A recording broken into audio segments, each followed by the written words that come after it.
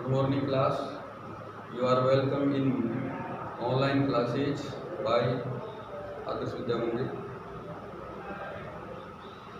आज का हमारा टॉपिक है प्रेजेंट इंडेफिनिट टेंस के प्रश्नवाचक नकारात्मक वाक्यों को अंग्रेजी में अनुवाद करना। Topic simple present tense translation into Hindi और सेंटेंस है इंट्रोगेटिव नेगेटिव सेंटेंसेस, प्रश्नवाचक नकारात्मक वाक्य जिसमें प्रश्नसूचक शब्द भी होता है और नहीं शब्द भी होता है, दोनों बातें होती है।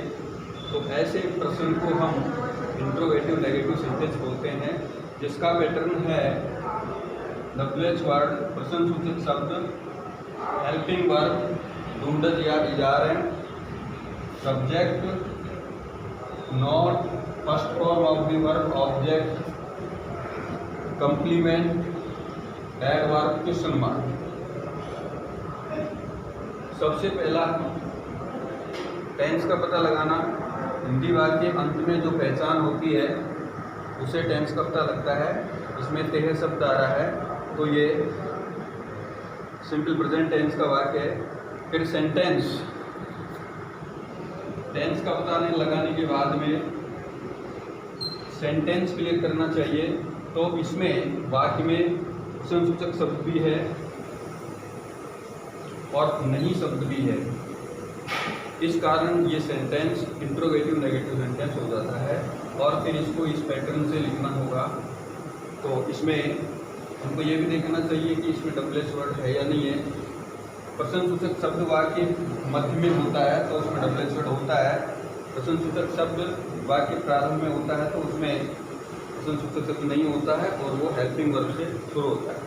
इस वाक्य में डब्ल्यूएच वर्ड है वाई, तो फॉर्मूले के अनुसार वाई सबसे पहले लिखा। उसके बाद में सब्जेक्ट स्टूडेंट्स हैं जिसके साथ हेल्पिंग वर्ब डू, प्लूरल है, सब्जेक्ट प्लूरल है तो हेल्पिंग वर्ब भी प्लूरल होनी चाहिए। वाई द स्टूडेंट्स नॉट और verb go to school question mark. विद्यार्थी स्कूल क्यों नहीं जाते हैं? Why do the students not go to school. अगला सेंटेंस, क्या वे क्रिकेट नहीं खेलते हैं?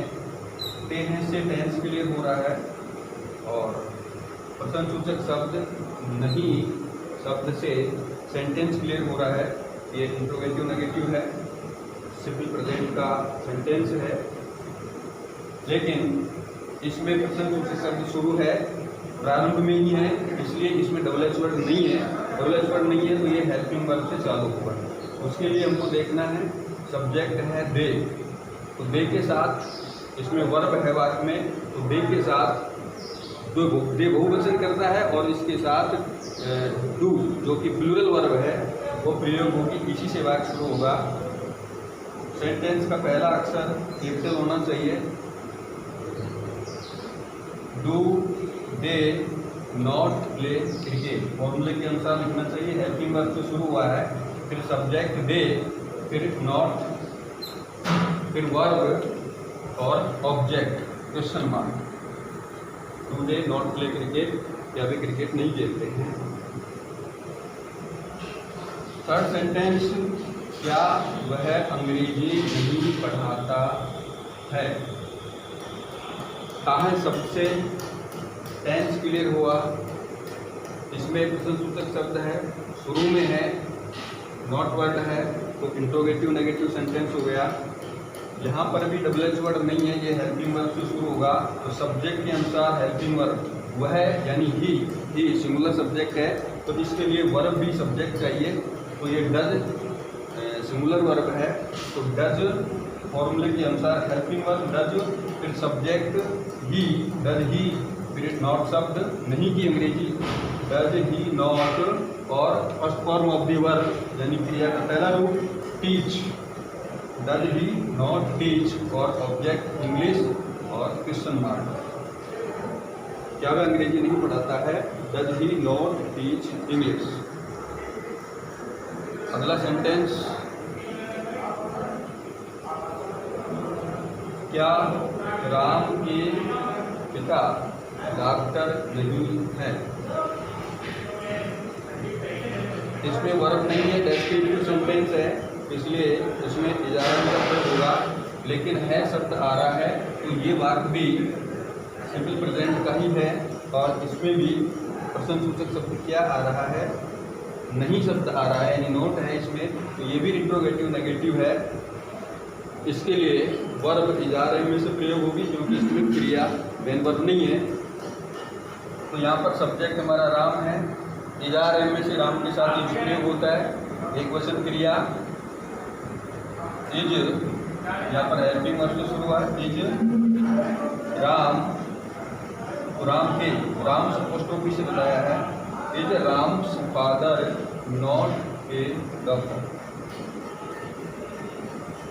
यदि हम हेल्पिंग वर्ब और नॉट शब्द को अलग अलग ही लिखते हैं तो नॉट हमेशा सब्जेक्ट के बाद ही आना चाहिए और हेल्पिंग वर्ब सब्जेक्ट से पहले आनी चाहिए।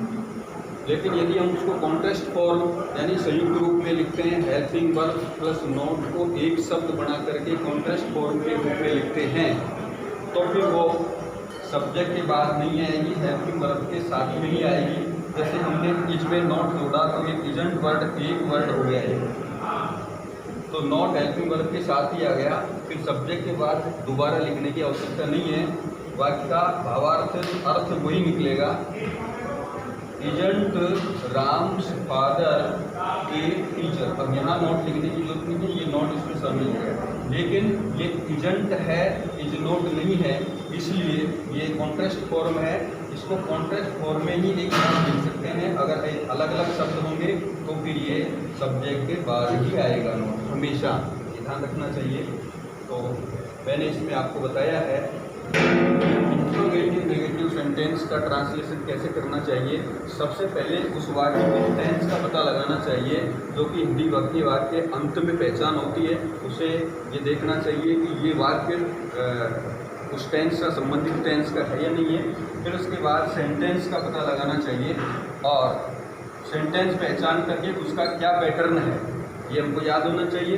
और फिर पैटर्न के हिसाब से और उसमें वर्ब की कौन सी फॉर्म आएगी, क्या जुड़ेगा उसमें, ये विचार करते हुए ये जो हमारा पैटर्न है, इस हिंदी वाक्य के जो शब्द है उनकी अंग्रेजी ध्यान में ला करके, अंग्रेजी शब्द ध्यान में ला करके और उसको इस राइट ऑर्डर में लिख देना चाहिए।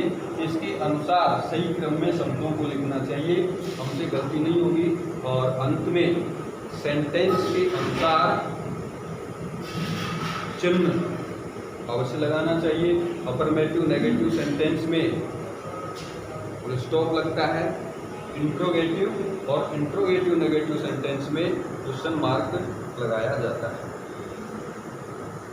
अब आप इसी प्रकार के छोटे छोटे वाक्य लेकर के उनसे अभ्यास करें।